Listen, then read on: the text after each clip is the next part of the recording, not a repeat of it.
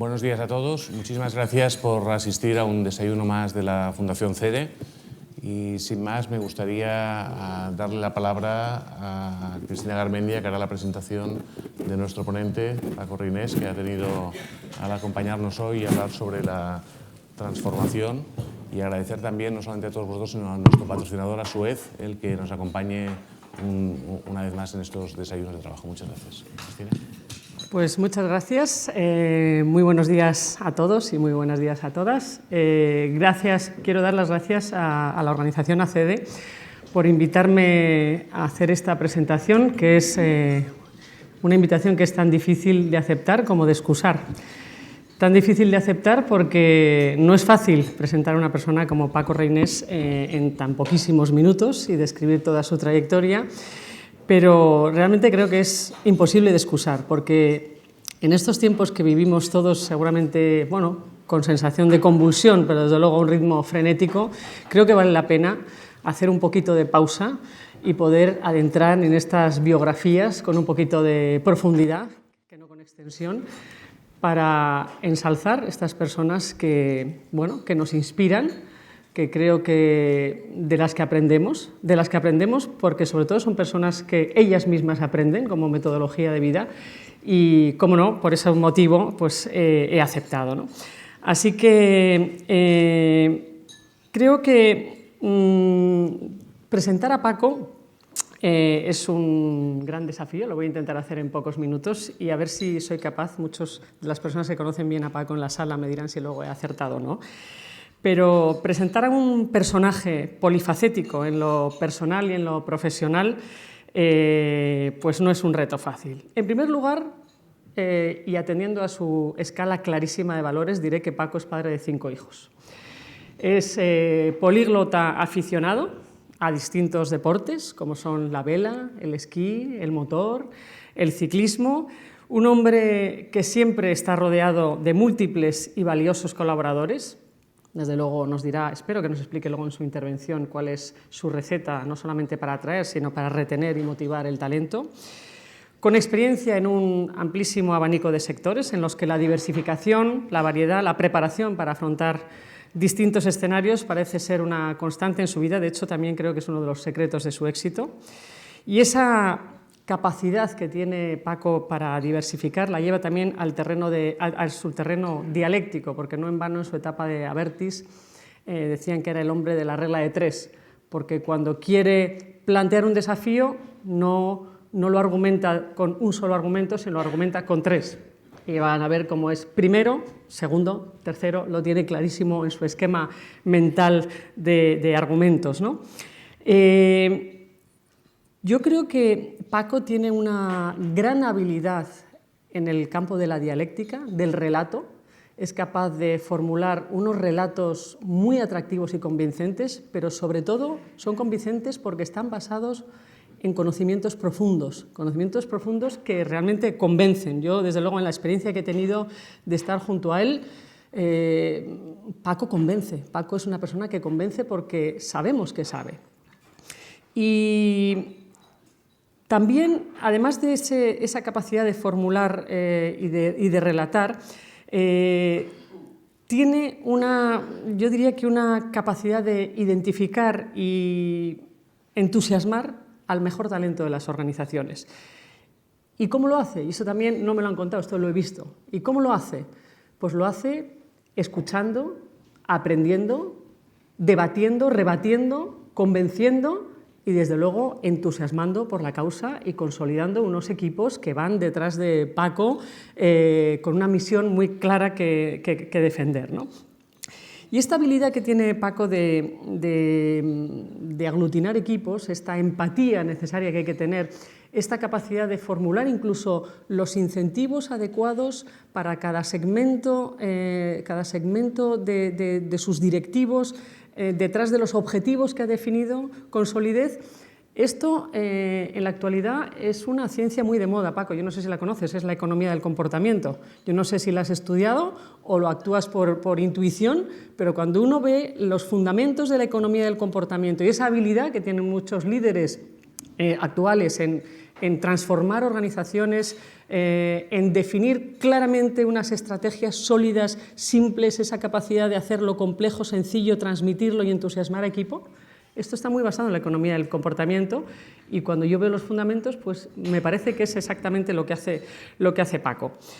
Y lo que sí me consta es que Paco es un gran lector de Spinoza y en su estilo de gestión creo que también puede apreciarse esta influencia de este filósofo racionalista, defensor del cambio y de la libertad frente al inmovilismo temeroso, creo que es algo que también le define. Defensor del cambio sí, pero no de cualquier cambio, sino de esos cambios, ese cambio que está basado en el conocimiento y que genera valor, y quienes estáis familiarizados con la Fundación COTEC, esto es precisamente lo que defendemos en COTEC y es a lo que llamamos innovación. Y es que la agenda de cambio de Paco Reynés es en gran medida convergente y compartida, diría yo, con las grandes transiciones que estamos también estudiando en COTEC. Transiciones y cambios cuyos efectos disruptivos y profundos están todavía por llegar, pero que ya se están dando. Cambios relacionados con el flujo de información y ese tránsito de lo analógico a lo digital. Cambios que tienen que ver con el cambio en el flujo de materias primas y energía, y es la transición de un modelo de economía lineal a uno circular, y cambios que se están dando en los flujos de inversión, en esa financiación de lo material, inminentemente de financiación hacia los activos tangibles, ese tránsito hacia los activos intangibles. Y me atrevo a decir que en cada proyecto que Paco ha ido tocando a lo largo de las diferentes etapas, deja su impronta precisamente en estos tres cambios. Organizaciones, Paco construye y deja organizaciones más digitales, organizaciones más sostenibles y organizaciones capaces de dar más valor a lo que más importa, que son los activos intangibles. El medio, con esto ya termino, un medio económico lo describía recientemente como un directivo que ha hecho del relanzamiento de empresas su sello personal. Y yo quiero intuir que detrás de este sello, y igual me van a tachar de cursi, pero es que me ha parecido una metáfora, el que es muy marinero, lo que significa el mar. El mar, que si nos pensamos el mar, el impacto de las olas, el mar que se transforma en cada golpe, pero que sigue manteniendo su esencia y su energía. Y eso es lo que me parece que hace Paco con las organizaciones. Y ahora me tocaría relatar su currículum, pero creo que en el tiempo en el que vivimos, su currículum, que pueden imaginar lo extenso que es, ya pueden intuir que está perfectamente formado en las universidades, ha hecho todos los mejores másters, habla muchos idiomas, ha dejado su impronta en compañías tan relevantes como Criteria, Abertis y ahora Naturgy, y yo creo que debemos dedicar el tiempo a escuchar a Paco y, desde luego, a intentar desafiarle, si podemos, con algunas de las preguntas para profundizar en algunos de los retos que nos va a describir ahora. Muchas gracias.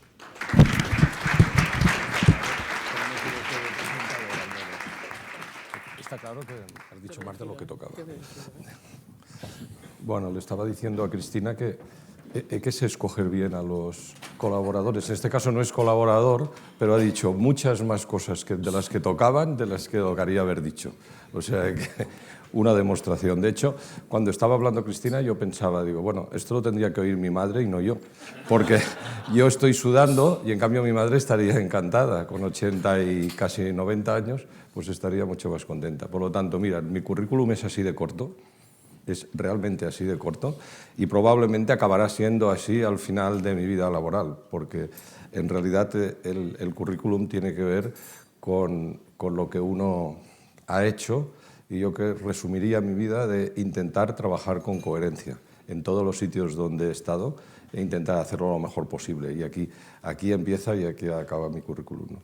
De hecho, cuando estaba mirando el título de lo que hoy tenía previsto hablar un poco, me parecía un poco presuntuoso, porque decir que yo pueda decir las claves de algo, quizás hubiera sido mejor titularlo mis ideas o mis reflexiones sobre la transformación, ¿no?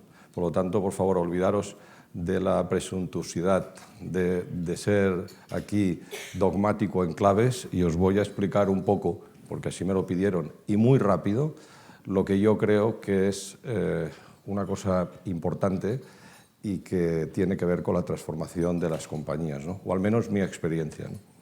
Lo primero de todo, al margen de lo que diga, porque yo suelo utilizar los slides para no seguirlos, ni mucho menos leerlos, porque realmente es bastante tedioso el leer un slide, pero lo que hay detrás de cada uno es una idea.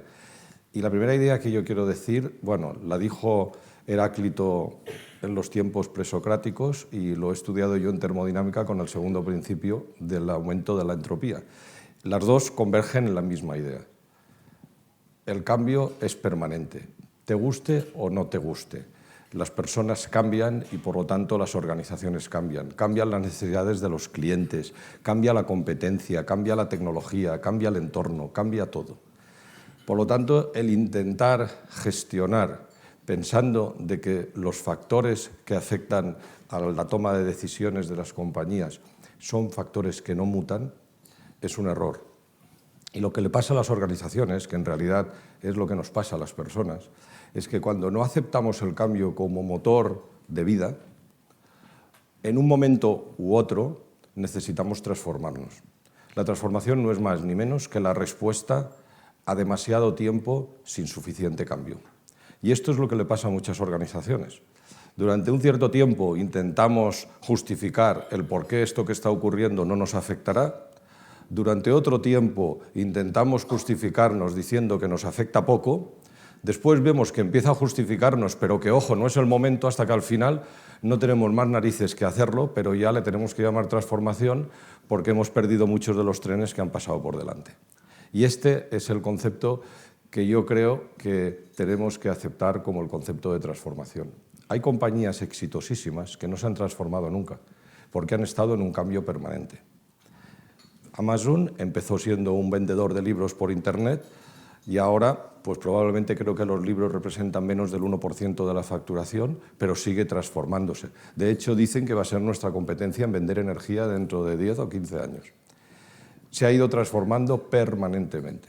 Y esa transformación permanente significa adoptar el cambio como parte de la esencia de las organizaciones. Yo no he venido aquí a hablar de personas, hay otros mucho más doctos que yo que pueden hablar de las personas y de las dos partes que tenemos en nuestra vida, que son la parte emocional, biológica y racional y la parte espiritual. Esto, desgraciadamente, yo sé muy poco, pero la parte de la transformación de las organizaciones tiene que ver con esa actitud de cambio, ¿no? ¿Y cómo resumiría yo por confirmar alguna de las pocas cosas que no se ha pasado? Que ha dicho muchas cosas que se ha excedido, pero hay una cosa que es verdad. Yo he intentado siempre hacer las cosas sencillas, porque siempre he dicho que el que sabe algo, lo más importante es que sea capaz de transmitirlo. Así como hay otros que saben mucho, pero parece que no saben tanto porque no lo saben transmitir. Yo me he dedicado siempre a intentar resumirlo, sintetizarlo, igual que hago con el número 3 como una guía. Además, el número 3 tiene muchas otras connotaciones más allá de lo algebraico, que es lo espiritual, pero ahora me quedo yo en lo algebraico, ¿no? Y hay en realidad 3 razones para mí que son claves para poder transformar con éxito. Lo primero es ser transparente, explicar realmente qué queremos hacer, hacia dónde queremos ir, tener una visión de lo que queremos alcanzar. Y esa transparencia que nos lleva a definir objetivos, que nos lleva a monitorizar de una forma permanente esa visión, no se puede hacer sin tener claro una ruta. Yo muchas veces siempre he dicho, digo, mira, me gustaba mucho el título de una canción de George Harrison que decía aquello de "If you don't know where you go to, any route will take you there". Hay muchísima gente que no sabe dónde va, por lo tanto ya llegará, seguro llegará a algún sitio. Lo que pasa es que no sabía que iba allí, ni sabía que quería ir allí, ¿no? Yo creo que hay que tener muy claro lo que queremos hacer con las organizaciones, dónde la queremos llevar, cuál es la visión que tenemos de esa organización a largo plazo, ¿no? La segunda, y esta es mucho más difícil, es que las organizaciones están formadas por personas. Las empresas tienen 3 grandes pilares sobre los que está basada su actividad. Una son las personas, la otra son los activos y el tercero tiene que ver con el mercado. El mercado se puede ganar o perder, los activos se pueden comprar o vender, pero las personas son la clave y el alineamiento de las personas es la clave para poder transformar con éxito. Y esto, sobre todo, implica el consolidar un equipo sólido de trabajo. ¿Y cómo se hace? De la misma forma que uno en la vida tiene que intentar pensar, decir y actuar con coherencia, lo mismo en las compañías. Definir una visión, definir un objetivo y que los mensajes que emanen de la dirección y sobre todo las acciones que tome la dirección no sean coherentes con esos objetivos es el fracaso en el alineamiento. Y al contrario, cuando esto converge, cuando la coherencia es perfecta, el alineamiento de toda la organización se produce de una forma automática. Porque a la gente hay que motivarla, nos tienen que motivar, yo me incluyo dentro de esto, yo os incluyo a todos, y sobre todo lo que nos tienen que ayudar es a ser perseverantes, porque nada se consigue de golpe. Y la tercera es la comunicación. Antes hablaba esto de la economía del comportamiento. Yo la definiría en hacer tres cosas. Intentar empatizar, generar el ambiente por el cual la gente se siente cómoda para hacer ¿qué? Dos cosas. Escuchar y responder. Simple y llanamente. No todo el mundo está preparado, ni mental, ni físicamente dispuesto a escuchar y responder, porque esto significa tiempo, esto significa mente abierta, esto significa tener ideas claras, saberlas rebatir, aceptar el compromiso del debate y aceptar también el cambio de una posición en sí mismo. Dentro de mis aficiones está la filosofía y siempre digo que una de las características más importantes de lo que escribió Bertrand Russell era sobre la inteligencia y decía: no he conocido a ninguna persona inteligente que no sea humilde, porque necesita reconocer su falta de conocimiento para seguir aprendiendo. Esta es una actitud que requieren las organizaciones ante la transformación. La humildad para poder escuchar y poder responder. Tampoco he llevado yo a cabo muchas transformaciones, algunas, más pequeñas, más grandes, pero sobre todo, si tuviera que decir cómo se hace o cómo lo he hecho, más que cómo se hace, porque cada uno tiene su metodología, cómo lo he hecho es de alguna forma, de nuevo, me aparece el número 3 por aquello del corto, medio y largo plazo.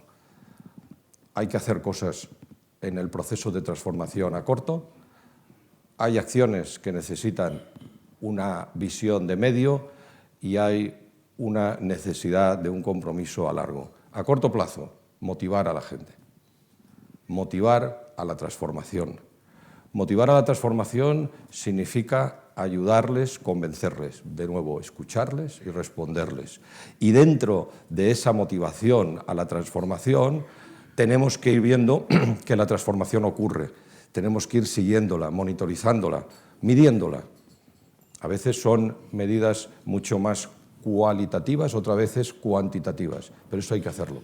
Como no lo hagamos, habremos perdido el momentum, y el momentum para la transformación es muy necesario. A medio plazo hay que consolidar la transformación. Consolidar la transformación significa, es un palabra que viene del inglés reingeniería, en realidad es replanteárselo todo, o si no, casi todo. Y el replanteamiento no forma parte del quehacer diario de las personas, porque tenemos tendencia, igual que tiene tendencia el segundo principio de la termodinámica, a que aumente la entropía y, por lo tanto, el que la entropía no aumente significa que hay que aportar energía, esfuerzo. Y necesitamos que a medio plazo la transformación se consolide. Pero, por último, el objetivo final de cualquier transformación tiene que ser, bueno, lo hemos hecho una vez, nos hemos movido mucho, pero vamos a intentar consolidar este movimiento como algo permanente. Ese es el largo plazo. Y aquí volvemos a poner a la persona en el centro, es decir, definir la organización, las personas y el talento necesario para que se instale esta forma de pensar. Cristina decía en la presentación los objetivos que tiene la Fundación Cotec. No puedo estar más de acuerdo. Nosotros tenemos un comité de innovación, por cierto, desde hace un año nos reunimos una vez al mes. La verdad es que podríamos hacerlo más, pero la agenda no me da para mucho más. Pero una vez al mes lo hacemos y para mí es inamovible. Nos reunimos esta tarde, por cierto, el Comité de Innovación. Y yo les decía en el último, En el próximo comité de innovación, por favor, que no venga nadie de producto, que no venga nadie de tecnología, que no venga nadie de ingeniería, que venga gente para decir en qué cosas podemos innovar en nuestro día a día, en nuestros procesos de negocio. Porque la innovación no es un ámbito que se circunscribe a un aspecto tecnológico concreto, es una forma de pensar. Es una forma de reconocer humildemente que podemos hacer las cosas mejor y nos podemos adaptar más en cualquier ámbito de la empresa. Yo siempre digo que todos estos procesos de innovación, y tengo aquí delante algunos consejeros y exconsejeros, esto es imposible que ocurra si no hay un empoderamiento y un apoyo por parte del Consejo de Administración de una compañía. Por lo tanto, en la medida de que todos formáis parte del colectivo de directivos y empresarios de este país, la voluntad de una actitud positiva frente a la transformación no es solamente bottom-up, sino que es principalmente top-down. Y en ese sentido, yo he tenido la suerte de que he sido siempre muy apoyado por parte de los accionistas, en especial de uno, y en especial de una persona, que es Isidro Fainé, y que me ha dado la posibilidad de llevar a cabo ese impulso a las transformaciones. Porque en realidad son los accionistas de las compañías los que deben tener presente de que la transformación no es para ellos un riesgo, sino una oportunidad. También es verdad que el apoyo del Consejo es necesario, pero no es una condición suficiente, porque por mucho apoyo que tengas, el día a día requiere de una implementación continua, requiere de un levantarse, tropezar y volverse a levantar. Y eso se llama liderazgo. La transformación debe ser un proceso que sea liderado en todas las etapas, porque sabéis que vamos a encontrar muchos frenos en cualquier proyecto de transformación. Primero, el miedo. La gente tiene tendencia a pensar, bueno, y en todo esto yo qué voy a ganar y qué voy a perder. Normalmente suelen ser más certeros o a veces más visionarios en aquello que les va a afectar en negativo que en positivo, y se instala el miedo en la organización. Segundo, la visión negativa. Cenizos hay en todos sitios y en las organizaciones muchos. Esto ya lo hemos probado, no funcionó, estoy seguro que no funcionará, estoy seguro que nos la pegaremos, bla, bla, bla. Y tercero, el egoísmo. Hombre, yo lo apoyo si de aquí saco algo, si no, ¿para qué? Entonces, todos estos frenos que vamos a encontrar requieren de un liderazgo fuerte. Y el liderazgo se consigue, desde mi punto de vista, de dos formas. Primero de todo, potenciando catalizadores. Potenciando catalizadores a la transformación que sobre todo emanan de la pasión que podemos transmitir por el proyecto que tenemos delante, clarísimamente, y también del compromiso que podemos sacar de las personas hacia la empresa y de la empresa hacia las personas. Y después también hay que pensar en algo que no sé si forma parte también de la economía que decía Cristina, pero que yo estoy absolutamente convencido. El líder de hoy no existe como tal. El líder de hoy simplemente representa un liderazgo compartido, un liderazgo generoso. No hay éxito individual en nada de lo que hacemos. Por eso tengo tendencia a sudar o a ruborizarme cuando dicen algunos de mis éxitos. No he tenido, y estoy convencido de lo que digo, y los que me conocéis lo sabéis, que yo no he tenido ningún éxito a nivel individual. Lo hemos tenido como equipo colectivamente, porque nos hemos ido apoyando durante el proceso en cualquiera de las etapas profesionales que uno ha pasado. Hemos pasado de los líderes que buscaban medallas a los líderes que comparten las medallas. Y eso también forma parte del estilo de liderazgo de hoy. Debería haber sido siempre, pero hoy mucho más allá.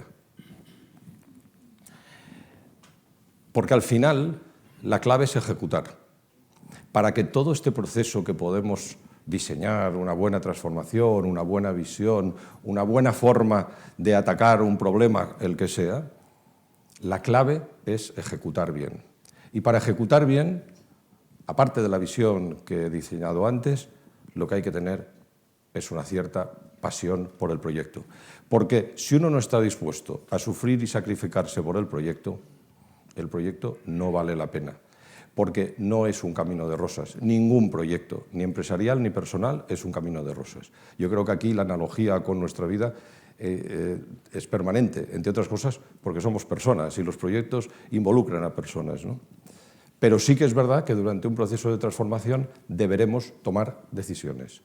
Por lo tanto, es clave ir tomando decisiones. Yo no digo que se tengan que tomar todas de golpe ni que se tengan que tomar todas rápido, pero hay que ir tomando decisiones. Por lo tanto, se necesitan un liderazgo con determinación. Determinación en el sentido anglosajón de la palabra, aquel que acepta que hay incertidumbres, pero que evita la parálisis por el análisis. En un momento determinado hay que cortar y decidir. Por supuestísimo, vamos a cometer errores. La clave es que el número de errores y el impacto de los errores sea menor que el de los éxitos. Pero aquel que quiera sacar un 10 en todas las asignaturas, y entiendo que aquí hay gente con currículums extensos que esto lo debían hacer cuando estaban en el colegio o en la universidad, saben que en la vida de lo que se trata, como decía Balzac, es de dormir a bien con la conciencia y no con el beneplácito de todos los demás. Por lo tanto, de lo que se trata es de sacar la asignatura con la mejor nota posible, pero aunque la aspiración sea de 10, sabiendo que no podrá ser nunca el 10 la calificación que nos pongan, ¿no? Si me permitís, 2 minutos de publicidad. ¿Qué hemos hecho en Naturgy? En Naturgy estamos llevando a cabo un mini proceso de transformación, pero que tiene 3 pilares: los stakeholders, las personas y el negocio. ¿Qué queremos hacer con los stakeholders? Focalizarnos cada vez más en el cliente, pensar que tenemos 175 años de historia, hace 175 años que la compañía existe y que la compañía ha existido muchos más años con abonados que con clientes. El cambio mental de pasar de tener abonados a clientes es fundamental. Y eso es uno de nuestros focos en lo que al aspecto de cómo afrontar el futuro de los stakeholders, pues los clientes tienen un rol muy relevante, ¿no? Los accionistas, por supuesto. En el mundo nuestro, en el mundo del capital privado, pues los accionistas tienen un lugar preferencial, no el único, pero un lugar preferencial. Por eso nuestra intención no solo de cuidarlos, sino de satisfacerles. Y esa es nuestra nueva política de remuneración al accionista. Y la sociedad y la sostenibilidad, nadie puede pretender vivir en un mundo empresarial, y el nuestro impacta en todos los aspectos de nuestra vida cotidiana, incluso aunque muchas veces pues, no seamos conscientes de ello. Estamos aquí gracias a que la luz también está funcionando, si no, pues no nos veríamos y probablemente tampoco nos escucharíamos. Pero la sostenibilidad también se convierte en una palanca fundamental. Por eso nuestra apuesta por las renovables, nuestra decisión de cierre de las térmicas de carbón, nuestro acuerdo en ir en un progresivo cierre de las plantas nucleares, etc. Respecto a las personas, nuestro proyecto de transformación tiene 3 objetivos fundamentales. El primero de todos es dotar a nuestros directivos de responsabilidad, empoderarlos. Pero empoderarlos ¿cómo? Con un segundo factor clave, que es diciéndoles exactamente cuáles son sus responsabilidades y cómo se le van a medir, lo que yo he llamado accountability porque no lo sabía traducir muy bien. Y el tercero es, y haciendo las cosas sencillas. Haciendo las cosas sencillas. No es necesario hacer las cosas tan complicadas ni tantas veces para poder tomar decisiones. Y en cuanto al negocio, muy sencillo. La eficiencia operativa forma parte de este ADN del que hablaba antes. Las cosas siempre se pueden volver a pensar para poder hacerlas mejor y de forma más eficiente. De la misma forma que invirtamos bien. Invirtamos con unos criterios de rentabilidad. A mí siempre me da un poco de risa cuando alguien proponía una inversión y decía que era estratégica. Normalmente lo solía decir porque no salían los números. Hagamos los números y si nos salen no invirtamos. Porque si es estratégico ya lo demostrarán los números. Y si no, pues no sé dónde está la estrategia. Porque esto de estrategia para perder, pues no acabo de entender muy bien la estrategia, ¿no? Y lo tercero en coherencia con la simplificación, tiene que ver con la focalización. Mirad, las industrias pesadas, de gran capital intensivo, de plazos de recuperación de la inversión a muy largo plazo, no es nuevo para ninguno de nosotros que diga que son industrias que tienden a la consolidación para crear masa crítica. La masa crítica es fundamental para redistribuir los costes fijos, para intentar que los costes de financiación sean competitivos, para reducir riesgos, para evitar vaivenes de volatilidad. Por lo tanto, la focalización tiene que ver con la simplificación de la que ya hablaba antes. ¿Todo esto para hacer qué? Para crear valor. Para crear valor. El valor se puede crear de muchas formas. No todo el valor se mide, pero sí todo el valor, en forma cuantitativa o cualitativa, se tiene que poner en la ecuación clave de nuestra toma de decisiones. Hay valor asociado a la rentabilidad financiera, hay valor asociado a la reputación, pero todo el valor tiene que tener al final una traducción en una ventaja para el accionista. Nosotros nos hemos estado transformando en el último año. De hecho, aquí he intentado resumir en 4 palabras 5 cosas que hemos hecho y en realidad hemos hecho 25, pero todas centradas en un plan estratégico que fue muy sencillo. El otro día seguía un rato por internet, me cansé al rato porque llevaba 2 años en internet siguiendo una presentación de una compañía de mi sector que estaba presentando el plan estratégico, iba por el slide 185 y yo no me había enterado de nada. Iba explicando cosas, digo, ostras, aquí no he sacado nada en claro. Llevaban 2 horas, allí en Londres y tal. Y fui y recogí nuestro plan estratégico y lo resumí en esta hoja. Porque, como decía antes Cristina, no se trata solamente de entenderlo, de quererlo hacer, sino también de saber explicarlo, de hacerlo sencillo, ¿no? De hacerlo sencillo. Entonces, nosotros hemos puesto 4 pilares de nuestro plan estratégico. Gracias a Dios, el mercado ha reaccionado bien.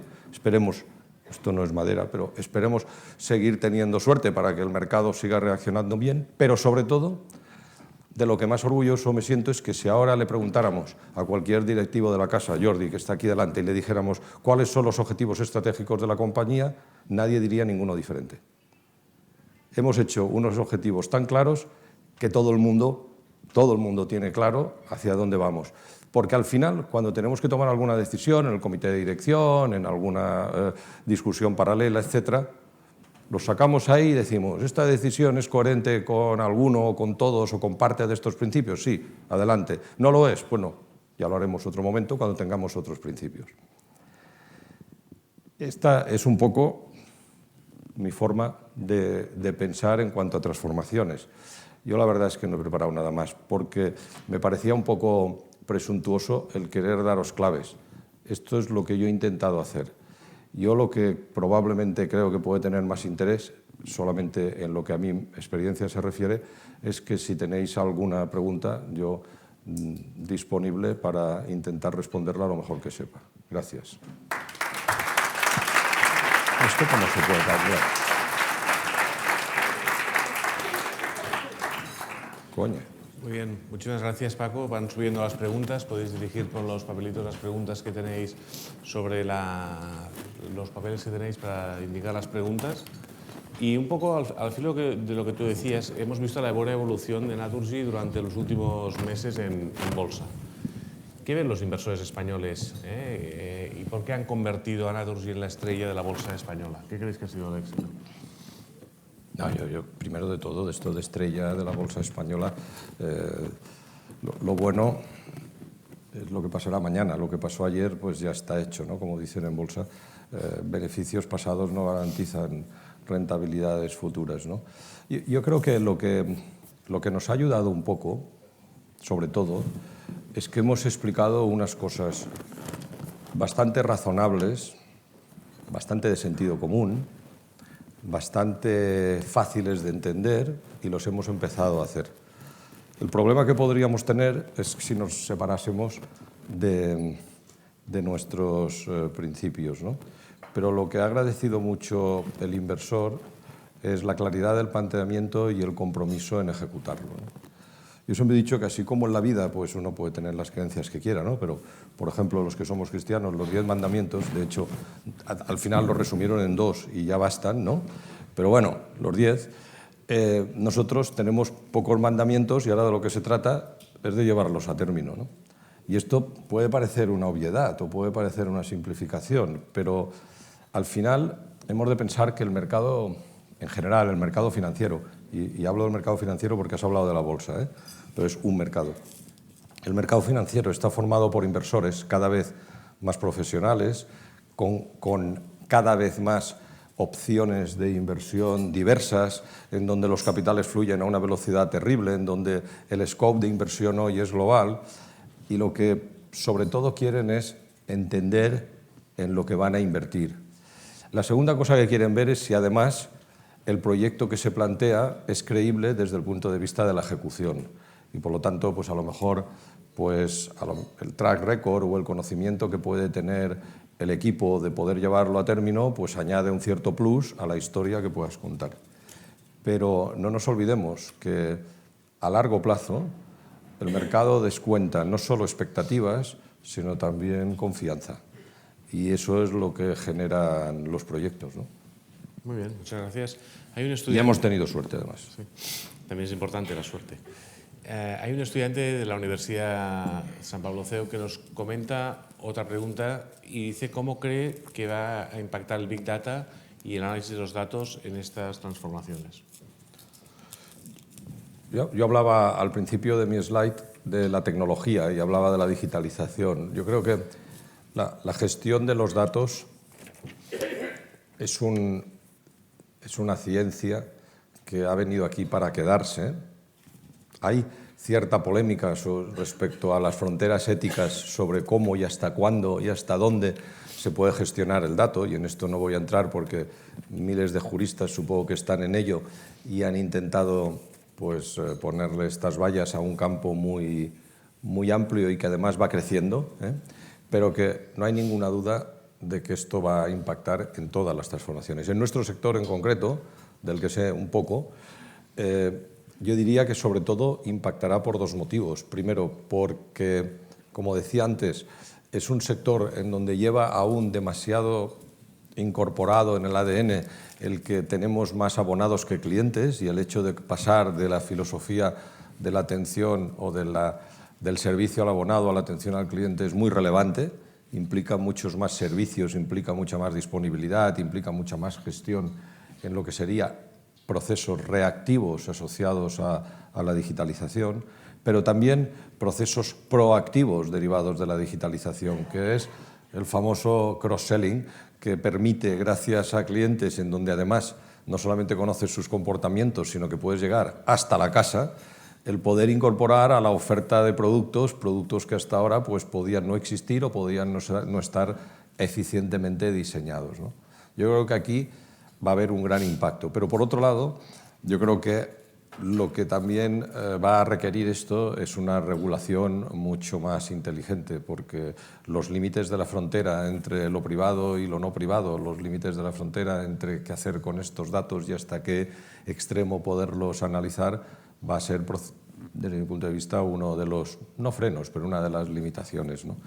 Yo creo que no somos conscientes aún de la verdadera capacidad que tiene la gestión del dato, porque la evolución tecnológica sobre lo que se puede hacer va muy por delante de las ideas que se nos ocurren de qué hacer con el dato.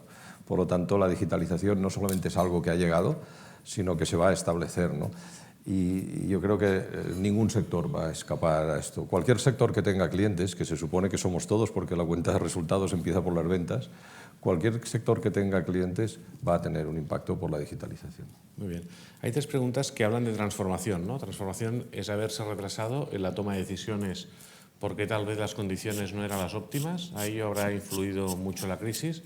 O también la transformación ha estado impulsada por la inteligencia artificial, avances tecnológicos. ¿Qué crees? Como he intentado explicar, la transformación sobre todo es una actitud.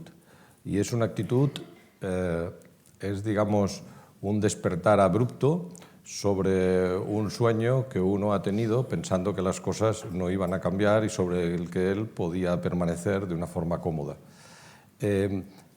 Puedes haber estado demasiado tiempo, la siesta puede haber sido muy larga o muy corta, Depende, porque cada sector ha tenido influencias diferentes en los cambios del entorno, de la tecnología, del modelo de negocio, etc.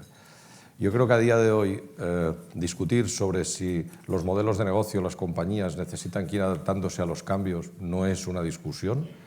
Sí que lo es cuando estos cambios pasan de ser considerados cambios a ser considerados transformaciones. Ahí los retrasos también, por supuesto, pueden haberse debido a que la transformación de ciertos sectores requiere importantes dosis de inversión y esa inversión en momentos en donde la economía no funciona bollantemente, pues priorizas otras cosas, ¿no?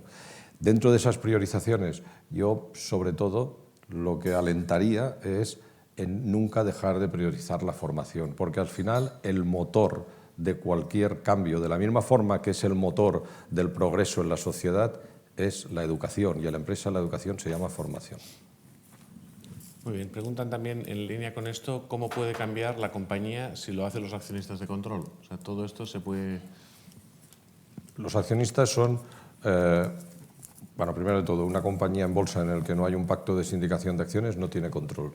Lo que tienen son accionistas y que están representados proporcionalmente y que mandan lo que mandan en el ámbito de lo que mandan y donde después además hay una Junta General que es soberana de tomar las decisiones que crea. Y en nuestro caso esto es lo que somos, una compañía cotizada con accionistas de referencia, ¿no? Dentro de ellos pues hay uno que tiene un poco más, otros que tienen un poco menos y esto es lo que hay, ¿no? Por supuesto que los accionistas son relevantes. Bueno, ya he dicho que para el proyecto de transformación no tiene que ser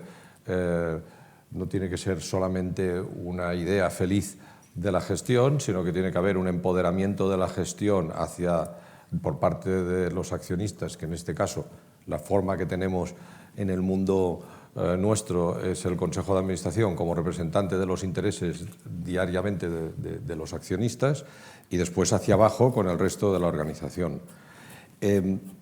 Cuando una compañía está en bolsa, lo primero que tenemos que pensar es que se compra y se vende cada día y se compra y se vende en función el que sale porque no cree en el proyecto y el que entra porque cree en el proyecto. Y después existe una evolución del proyecto que vas comunicando a través de tus resultados, de tus hechos relevantes, de tus planes estratégicos, de tus roadshows, etcétera, que hacen que la transparencia sea una garantía de que el que está porque le gusta el proyecto y el que sale porque no le gusta el proyecto. Por lo tanto, ese es el primer principio de una compañía cotizada. Los que estáis en compañías que no tenéis esa restricción, pues podéis comprometer más a largo plazo hasta que el largo plazo se convierte en que se van. Pero esto es la forma que tiene nuestro sistema, digamos, capitalista de gestionar las empresas, ¿no? En este ámbito, decir que un plan estratégico de una compañía, y una transformación es un plan estratégico, no es algo que la gestión la haga sin el empoderamiento por parte del Consejo, y allí participan todos. En nuestro caso, nuestro plan estratégico fue aprobado por unanimidad en el Consejo de Administración, por lo tanto, entiendo que participan y están de acuerdo todos los accionistas. Fueron libres de decir que no y no lo hicieron. Muy bien. Otro tema que has tocado en la intervención es la transición energética.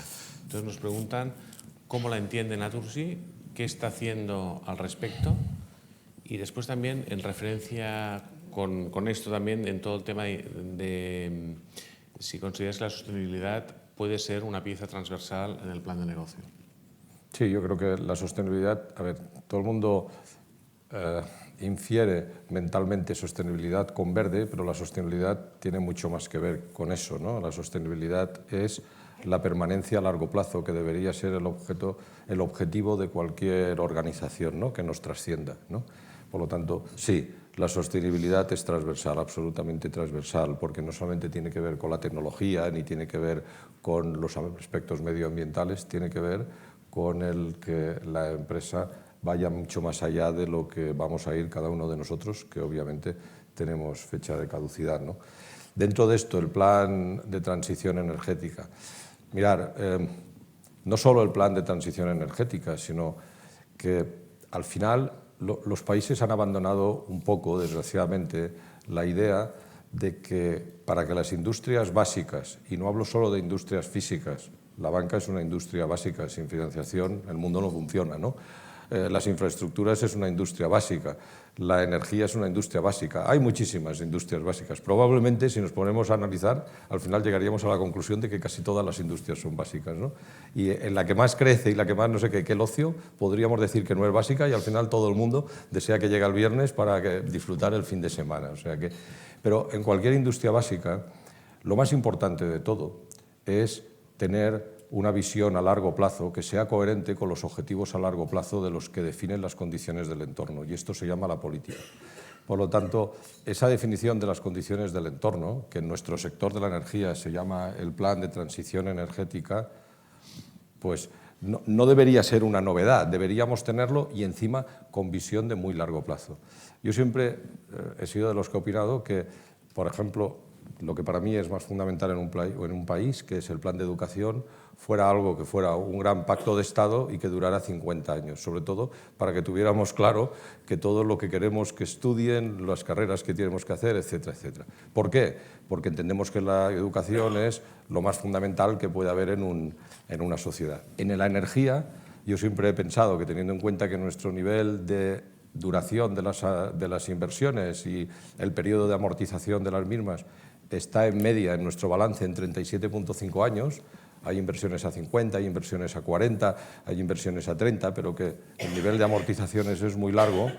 ¿Cómo puede uno estar tranquilo amortizando a 30, 40, 50 años activos de billions cuando van cambiando las condiciones del entorno porque están sujetos a movimientos simplemente políticos? Esto tiene muy poco sentido. Ese es el motivo en donde circunscribo mi apoyo a tener planes a largo plazo. Me dijeron, ¿qué opina usted del plan energético? Yo no lo he hecho, para mí es un dato del problema. Lo que sí agradezco es que tengamos un plan, porque al menos que tengamos una visión de hacia dónde van las cosas. El riesgo que tenemos es tener otro plan dentro de 4 años. Yo lo que me gustaría es no tener ningún plan hasta dentro de 40 años o dentro de 30 años. ¿Qué vamos a hacer nosotros coherentemente con este plan? Varias cosas. La primera, triplicar nuestra capacidad en generación de energías renovables. Tenemos unos proyectos concretos en diferente estado de maduración, unos van desde el puro papel y plano, a otros que van a todos los permisos y la ejecución y la construcción, y por medio pues hay diferentes estadios de madurez del proyecto, pero la capacidad de renovables que tenemos, por ejemplo este año, va a aumentar en 1 gigavatio de potencia. Eso es muy relevante porque hace que nuestro mix de electrificación sea mayor. La segunda es cerrar nuestras plantas de generación térmica a base de carbón. El carbón, después de los antiguos lignitos, etc., el carbón es una de las tecnologías más sucias que hay respecto a emisiones de CO2, de NOx. Además, la Unión Europea lo que ha hecho ha sido ya dictaminar una serie de normativas a partir de julio del 2020 en las cuales no se podrán tener unas emisiones máximas de X si no se llevan a cabo inversiones muy importantes en las plantas, sobre todo por desnitrificación. Si uno calcula hoy con los costes del carbón, los costes del flete y los costes asociados a los derechos de emisión de CO2, cuál es el coste de producción de 1 kilovatio hora, es muy superior al coste de venta que tiene. Por lo tanto, como yo he repetido muchas veces, a un industrial no le gusta tener una fábrica parada, pero le gusta menos tener una fábrica en marcha que pierda dinero. Y además, si esto es incompatible con nuestro compromiso con ser más sostenibles, pues los estamos cerrando. Hemos solicitado ya permiso de cierre de todas nuestras térmicas. ¿Le pasará algo de abastecimiento al país por el hecho de cerrarlos? No, porque lo vamos a sustituir con gigavatios de generación renovable, sobre todo solar y eólica. La tercera, siempre hemos estado abiertos y además hemos apoyado el que se produzca una desaceleración ordenada del cierre de las plantas nucleares. ¿Por qué?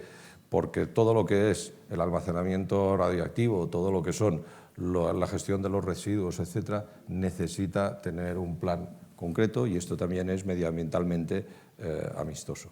¿Todo esto por qué? Porque entendemos que lo que queremos es un país más electrificado, pero con un mix más verde y además más competitivo. No lo podremos tener al 100%, dependemos de la meteorología y la meteorología no está en nuestras manos, pero en tanto en cuanto la tecnología permita que las nuevas tecnologías verdes puedan ir sustituyendo una parte del mix, pues mejor para todos y sobre todo mejor para nuestros nietos. Muy bien. Has hablado de abastecimiento muy rápido. Argelia.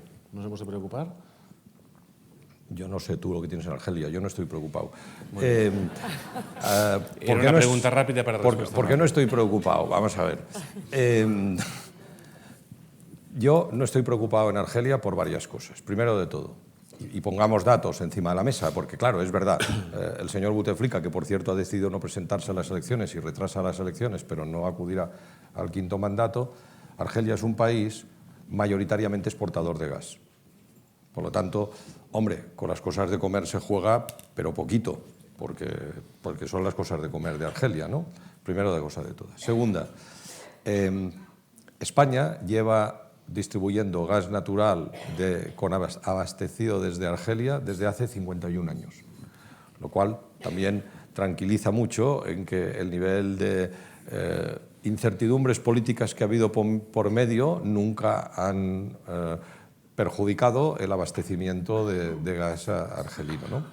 Tercero, nunca había tenido Argelia una logística más fácil para ser competitivo en el abastecimiento de gas como lo es hoy a través de dos gasoductos, uno directo que une Argelia con Almería a través del Medgas y otro que por el estrecho de Messina llega hasta Italia, que son dos puntos de entrada del gas en tubo por el sur de Europa que se unen al tubo del norte que viene desde Rusia por Alemania y al del Mar del Norte, con lo cual, desde un punto de vista geopolítico, tampoco lo tienen difícil para seguir siendo competitivo. Y por último, en el caso de que todo esto llegase a una esquina de difícil gestión, existe hoy en día una flota muy relevante de gas natural licuado a través de metaneros que son capaces de proveer en días las necesidades que puede haber con entrada en diferentes puertos, desde Gaviota en Bilbao, recorriendo toda la geografía española, hasta el de Barcelona, donde hoy la capacidad de abastecimiento y de almacenamiento de gas en España es muy superior a sus necesidades. Yo no estoy preocupado. Lo más preocupante de Argelia es más humanitario, es decir, que no volvamos a tener una inestabilidad en el norte de África y que pueda acarrear ejemplos en otros países colindantes. Parece ser que la decisión del señor Bouteflika de no presentarse pues ha calmado mucho los ánimos, ¿no? Pero de hecho, la semana que viene estoy allí, ya te lo cuento. Muy bien. Has hablado también de movilidad, ¿no? ¿Nos podrías hablar un poco de la movilidad en las ciudades? Se habla mucho de Smart City, se habla del coche eléctrico, se habla también si se ha avanzado en las baterías de carga, se habla incluso de que los barcos ya funcionan con gas. ¿Se puede dar una pincelada sobre lo que nos espera a medio plazo? Esto de que se hable de que los barcos funcionan con gas, no. Los barcos funcionan con gas natural comprimido que proveemos nosotros y funcionan perfectamente, emiten menos CO2, son mucho más rentables desde el punto de vista económico y son más eficientes desde el punto de vista térmico. Y además esto, que se llama el bunkering en nuestro argot, se está extendiendo no solamente en flotas de barcos de pasajeros, sino también en flotas de pesca, etc. A ver, es evidente que hay una tendencia de ir aumentando el mix de diferentes tecnologías en lo que significan los motores en la automoción, ¿no?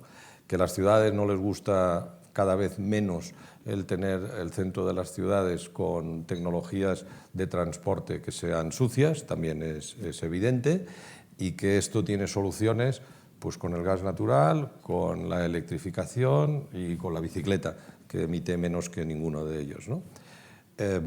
Al final, lo que seguro que buscará el mercado será un mix sostenible.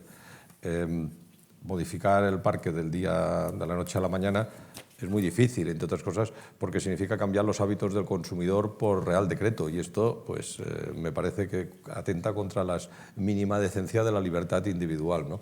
También es verdad que en función de los incentivos que se pongan encima de la mesa, pues se puede provocar que la gente cambie el coche antes o lo cambie después, y también es verdad que en función del uso que le hagas al vehículo, pues el motor de encendido provocado, bien sea de diésel o sea de gasolina, pues seguirá teniendo su market share, ¿no? Y esto lo veo a bastante más largo plazo, ¿no? Muy bien. Dejando un poco las del sector movilidad. Las baterías, perdonad. Sí. En cuanto a baterías, yo distinguiría las baterías de kilovatios de las baterías de gigavatios. Las baterías de gigavatios le quedan muchos años, porque el almacenamiento de gigavatios para estar disponibles en la red son unas tecnologías que aún no están ni en fase de pruebas. Las baterías de kilovatios son muy diferentes y lo pueden estar tanto para los coches como para pequeñas utilizaciones de bajísima potencia en los domicilios, ¿no? Pero cuando se habla de baterías debemos distinguir de qué tipo de baterías hablamos, ¿no? De hecho, en el mundo de la generación decimos que la mejor batería es un bombeo de agua en un sitio en donde hay capacidad para subir más agua, porque la energía potencial siempre se puede convertir en cinética en el momento que queramos. Esto seguirá siendo así, ¿no? Muy bien. ¿Cómo entiende la economía circular Naturgy? Bueno, es que somos circulares, que yo creo que no la tiene que entender, yo creo que es un hecho.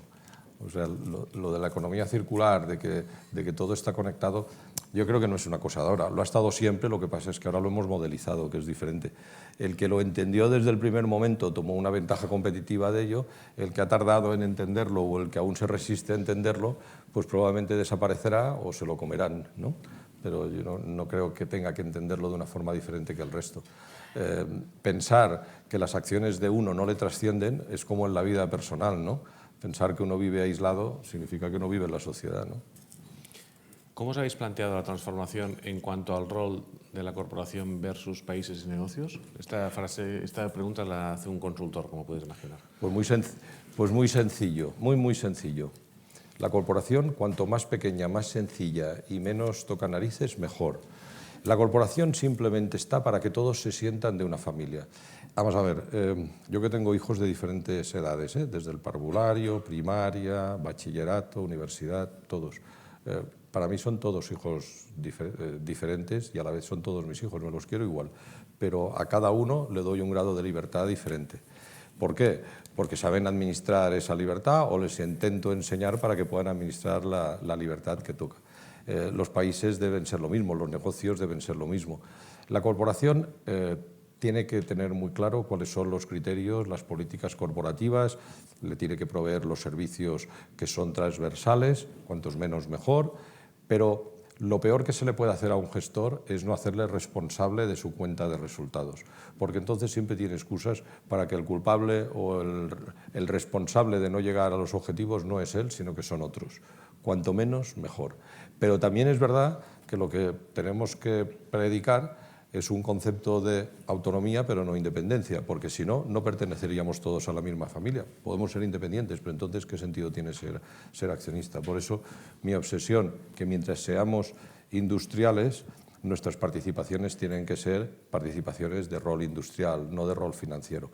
Si mañana nos convirtiéramos en un fondo de inversión, podríamos ser de rol financiero, pero tiene otro rol en la escala de gestión, ¿no? En nuestro caso, la corporación dota de políticas, dota de recursos, incorpora la esencia del ADN, supervisa y apoya. Cuanto menos, mejor, porque cuanto más sencillas sean las directrices, más claro tendrán los negocios qué decisiones tienen que tomar. Muy bien. Siguiendo en el campo de la consultoría, ¿cómo se ha vivido el cambio hacia simplicity y accountability, ¿no? ¿Qué podemos hacer para cambiar la mentalidad de las personas hacia estos valores? ¿Ha sido muy complicado la organización? Bueno, a ver, cuando tú hablas con cualquier persona en cualquier organización, pongo el caso de nuestro caso, tú coges a cualquiera por el pasillo. A mí la verdad es que me gusta mucho hablar con todo el mundo que encuentra, no solo con aquellos con los que me encuentro más en el día a día por reporting. Me gusta hablar con la gente y escucharles probablemente más que hablar con ellos. Te das cuenta le haces dos preguntas y te das cuenta que hay dos respuestas que ejemplarizan esa pregunta que alguien me ha hecho, ¿no? La primera es si tú le dices a alguien, ¿tú crees que la compañía puede hacer las cosas de forma más sencilla, más ágil, con menos recursos? Te dice sí. Si le dices, ¿y en tu área tú puedes hacer las cosas más sencillas, más ágiles, con menos recursos? Dice, no, necesito más gente, necesito más no sé qué, necesito más no sé cuántos. Es decir, todo el mundo tiene un juicio de lo global mucho más estratégico y veraz. En cambio, cuando le toca su propio terrenito, pues siempre son más reacios al cambio, pero eso es la idiosincrasia propia del individuo, ¿no? ¿Cómo lo hemos vivido dentro? Pues yo realmente, por tener 175 años de historia, que tiene cosas extraordinariamente buenas, sobre todo la solidez, pero también conforma una filosofía, una mentalidad, unas características propias muy arraigadas, lo hemos vivido muy bien. ¿Por qué? Yo diría que lo hemos vivido muy bien, lo tienen que juzgar otros, pero yo estoy satisfecho. ¿Por qué? Porque dentro de esta simplificación lo que he intentado es hacer muchas de las cosas que individualmente muchos pensaban. Yo me he dedicado simplemente a escuchar, a apuntar y buscar el máximo común divisor. Pero el máximo común divisor no significa a veces que sea el máximo de lo que puedes hacer, pero sí el máximo en donde todo el mundo está dispuesto a entrar. Nuestro éxito va a ser que sigamos siempre buscando los máximos comunes divisores año tras año. Al final, pues irán reduciéndose el número de oportunidades que habrá, pero que instalemos, dentro de esa filosofía de innovación que hablaba Cristina, que instalemos esa actitud de quererlo buscar, ¿no? Muy bien. ¿Hasta qué punto el equipo nace, se hace o se ficha? Yo creo que sería demostrar un bajísimo respeto profesional el acudir simplemente a los fichajes sin dar ninguna oportunidad. Yo creo que, yo no sé de fútbol, pero como estos días he leído, de hecho me enteré muy tarde, pero aquellos que sabéis de fútbol, y más que estamos en Madrid, que habían vuelto a fichar un entrenador que estaba, ¿no? Y que quiere fichar un equipo nuevo. Probablemente en el fútbol es así porque se hacen viejos y corren menos y ganan demasiado y yo qué sé qué, ¿no? Pero en las empresas muchos de los cambios que se tienen que hacer, lo único que tenemos que hacer los que tenemos una responsabilidad un poco más elevada es facilitar que se hagan, simplemente. Porque muchos de ellos, simplemente lo que está esperando la gente es poder tener el terreno para hacerlos. Eso sí, que le expliques qué pretendes de ellos o qué objetivo queremos alcanzar, nada más, ¿no? Entonces yo siempre he sido mucho más partidario de dar esa oportunidad, que en el fondo es tener respeto por la gente, más que aterrizar con una guarda de corps que ni escuchan ni explican, ¿no? No debemos descartar nunca de que a veces puede haber algún desalineamiento o a veces puede haber alguna rebelión, pero mi experiencia dice que es más por desinformación que por actitud, ¿no? Aunque esto nunca lo tienes que descartar. Por lo tanto, yo diría que los equipos se hacen. De hecho, se acomodan a las condiciones y lo que tenemos que hacer los líderes es ir intentando prever esas condiciones para que el equipo pueda tener esa evolución. Mira, hablando del Consejo, nos preguntan si has predicado con el ejemplo en el Consejo de Naturgy y esta transformación digital también les afecta a ellos en el intercambio de información, en eliminar papeles de los consejos, etc. Bueno, yo tengo aquí a mi derecha la gran valedora de ese cambio, que Cristina era la consejera que propuso y que nos incorporó ideas sobre una plataforma digital que os tengo que decir que funciona perfectamente. No la hizo Cristina, simplemente la conocía. Pero desde hace 8 meses no hay ni un solo papel. Pero que no haya papel no es relevante. Lo que es relevante es que la información está disponible 7 días antes de la celebración del Consejo online, la puedes recibir donde estés. La información sigue allí en una nube bastante bien protegida para siempre o durante todo el tiempo que eres consejero, si necesitas consultar algo, etcétera, etcétera. Se van volcando información tan pronto como sea necesario para poder ir manteniendo esa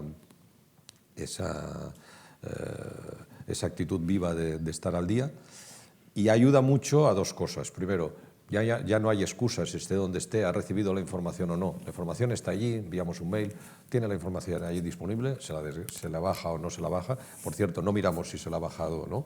Quiero decir, partimos de la base de que la libertad es responsabilidad individual, pero eso tiene una ventaja también, el hecho de explicarlo todo y de alguna forma tener la información con tiempo, ¿no? Yo siempre he sido de la opinión de que cuando dos personas gozan de la misma información y la información ha sido elaborada hasta el necesario detalle, la discusión es muy sencilla.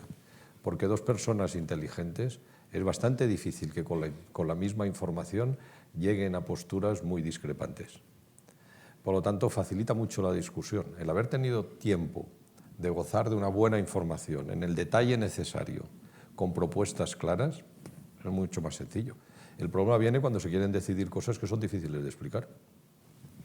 Yo para ir acabando, has hablado de transparencia e incluso te reconocía algún medio de comunicación este fin de semana, ¿no? Que hacía gala de la transparencia que has tenido, pues haciendo un esfuerzo por explicar todo el plan, todo este plan, ¿no?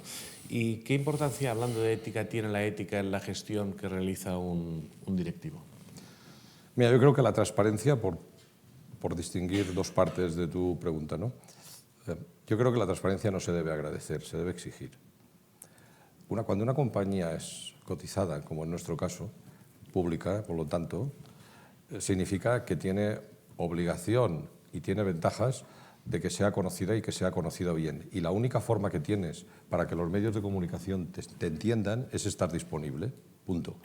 ¿Te puede a veces incomodar alguna pregunta? Pues como algún periodista sabe, igual que él me puede hacer una pregunta que a mí me incomode, yo tengo la libertad de decirle a esto, permíteme que no te responda. Es lo que siempre hago cuando me preguntan de política. Yo tengo mis ideas políticas, pero creo que son mías, no tienen por qué interesarles a nadie, y muchísimo menos tienen que poner mis ideas políticas como si fueran las ideas de la corporación o de Naturgy, en donde somos 40 y pico mil personas y que no le interesa a nadie asimilarlos a ninguna cosa de esto. Yo creo que los periodistas en esto son también muy profesionales y muy respetuosos, pero la obligación de ser transparentes es más una obligación que una voluntad, porque lo que nos interesa con la compañía es que sea conocida. Si no fueras cotizado, bueno, pues oye, tú sabrás, a lo mejor precisamente puedes hacer de la opacidad uno de tus ventajas, pero en el caso de ser cotizada, pues esto es así. Nuestra compañía, muchos de nuestros accionistas solo conocen cosas de la compañía o bien por lo que leen de ella o bien por la Junta General a la que acuden una vez al año. No me parece serio no darle la responsabilidad que tienen los medios. Ahora sí, lo único que les pido yo a los medios es que si algo no lo entienden, que lo pregunten, que no publiquen sin contrastar y que hagan su trabajo pues como deberían hacerlo. Normalmente lo hacen, la ética. Bueno, pero es que la ética pues es aquello de los 10 mandamientos que decía antes. Quiero decir, la ética tenemos que partir de la base de que debe formar parte de la forma de ser del individuo. Es bastante difícil decir que una compañía es ética si los individuos no lo son, y es imposible que la compañía no lo sea si los individuos lo son. Por lo tanto, no lo separemos de las personas. Muy bien. Oye, pues muchísimas gracias. He intentado agrupar las preguntas. Tendremos que volverte a invitar porque yo siempre mido el éxito. De 5 años. Mido el éxito de la intervención por el número de preguntas. A pesar de tener 175 años de historia, tenemos en plena forma. O sea que de alguna forma yo, gracias a Dios, no los que tengo. Tienes para afrontar. Muchísimas gracias. Gracias a todos por asistir a este desayuno. No, gracias a los que han asistido, y como le he dicho a alguno antes, yo si fuera de ti me lo ahorraría porque no vas a aprender mucho. Mejor dicho, lo que voy a explicar son obviedades, pero bueno, ya lo habéis visto, son bastante obvias. Pues muchas gracias. Gracias.